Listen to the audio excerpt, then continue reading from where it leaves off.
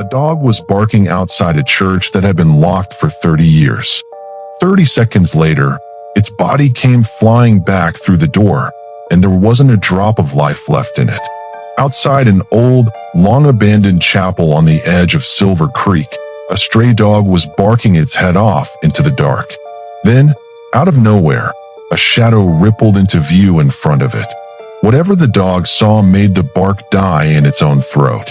The shadow coiled around the animal, and a second later, dog and shadow both lifted off the ground and shot straight through the chapel doors. You could still hear it scrambling and yelping somewhere inside. A little while later, its body came drifting back out through the same door, floating on nothing. Except now there was no life left in it at all. Its fur had gone bone white. That chapel sat on the outskirts of Silver Creek, a small mountain town, and it had been locked up and forgotten for decades. Nobody went near it. A few days later, a college trip rolled into town for a weekend in the mountains.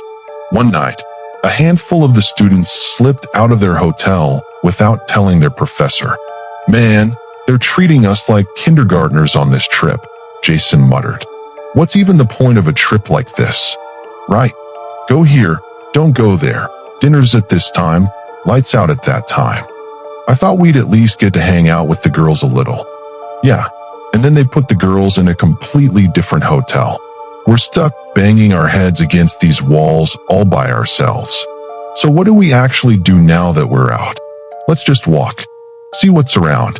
The three of them, Manny, Ross, and Jason, wandered down a quiet, empty road, talking and joking, until they ended up outside an old stone chapel. Whoa, look at this place. Actually beautiful. Yeah, it is.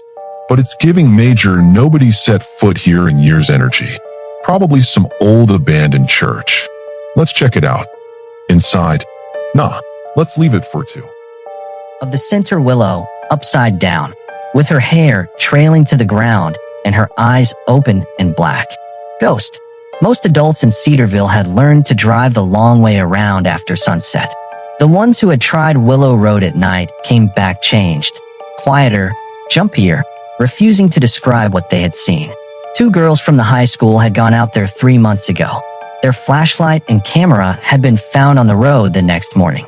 The girls had never been found. Skull. Haley and Savannah knew all of this.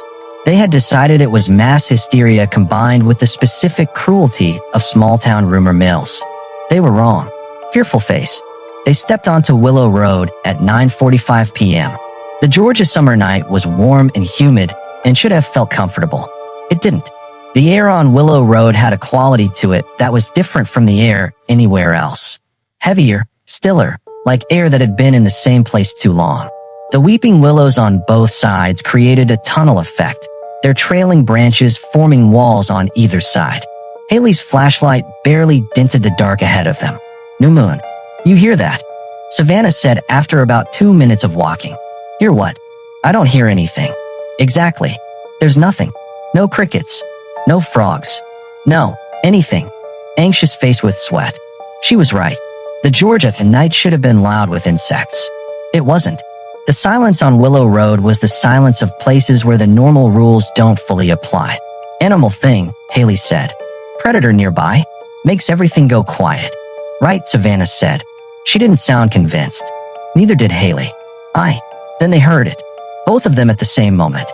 Coming from somewhere in the trees ahead, a soft rhythmic tinkling. Like ankle bells. Moving. Okay, Savannah said. That is bells. That is definitely bells. And there is a person wearing bells walking around in these woods right now. So we find them, Haley said. That's exactly what I said. Someone is doing this on purpose to scare. The villagers still had no solution. Then 3 city kids, Rachel, Jake, and Sophia, came to visit their grandmother Ursula in Maple Hollow for summer break. Automobile. Kids, listen to me carefully. Go wherever you want in this town, but never eat street food, and especially never, ever go near that lake. Old woman. But why, Grandma? I said don't go, so you don't go? That's final. Face with steam from nose. Okay, Grandma, we won't go near the lake. They lied. Raised hand. After Ursula fell asleep, All three kids grabbed flashlights and snuck out towards Silver Lake anyway. Man, the breeze feels amazing out here, and Grandma was trying to stop us from this. Crescent moon. A few minutes later, they heard 4 women laughing loudly somewhere nearby, which made Sophia jump in fear. There's literally nobody around here. Where is that laughing coming from this late at night? Fearful face. Then 4 beautiful women selling street food appeared right in front of them. Tonight's going to be a real party. Here, Shelley, you eat too, and you too. Fork and knife. The 4 witches in human form tried handing food to each of the 3 friends. But the moment they touched it, the witches went flying backward, hurled far away from them. Because all 3 kids were wearing protective amulets. Shield. The witches, furious, transformed into their true monstrous forms and tried attacking the kids directly. But the children survived unharmed. How is this even possible? One witch screamed. There's something protecting them. That's what shocked us, face screaming in fear.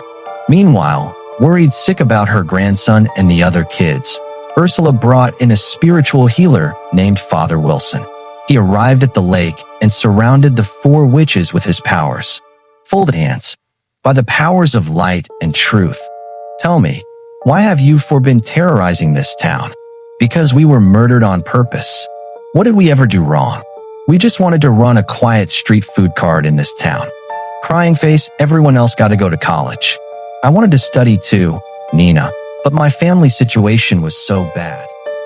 Running down his neck, Ross thrashed weakly, running out of air. Many didn't know what to do. One friend possessed, the other dying in front of him. Then something clicked. He reached up, pulled the steel kara from his wrist, and drew the small ceremonial blade he carried at his side. The kirpan, the one every baptized Sikh carries as a matter of faith, not decoration. He raised both, kara in one hand, kirpan in the other, and shouted the words he'd grown up hearing in Gurdwara. Waheguru Ji Ka Khalsa, Waheguru Ji Ki Fateh. He drove the kara against the creature's hand and plunged the kirpan into its chest. The thing convulsed and let go of Ross, who dropped to the floor, gasping. Thick black fluid poured from the wound in its chest. Jason was still out cold. Manny had no one left to turn to for help. His eyes landed on a statue near the altar. Christ, arms open, standing exactly where it must have stood for 100 years before this place was ever locked up. I don't know your prayers, he said, voice breaking, tears running down his face. But this is your house. How is something like this allowed to prey on people inside it? Please, help us. That's when it happened. The long-dead chapel lit up all at once, every corner suddenly bright. An old priest appeared, calling 2 nuns forward to tend to Ross and Jason's wounds. Then the priest turned toward the wounded creature, raised a vessel of holy water, and began praying over it, a prayer for release. Right in front of them, the nun's tortured spirit dissolved and was drawn into the statue of Christ, gone.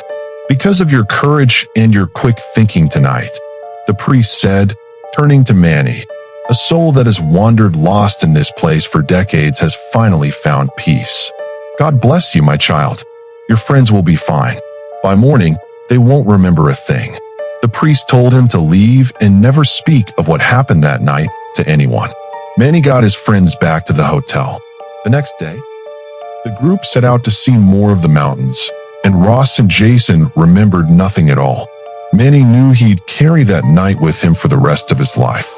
As they passed the spot on their way out of town, Manny looked for the chapel. It wasn't there, just an empty lot. In its place stood the same old priest, a distance away, smiling at him. The priest lifted his hand and let a few drops of holy water fall. And just like that, Manny forgot the night too, same as his friends. But the people of Silver Creek never forgot. Because of those 3 boys, this town was finally free of what had been waiting behind that chapel door. If you like this one, hit subscribe for more.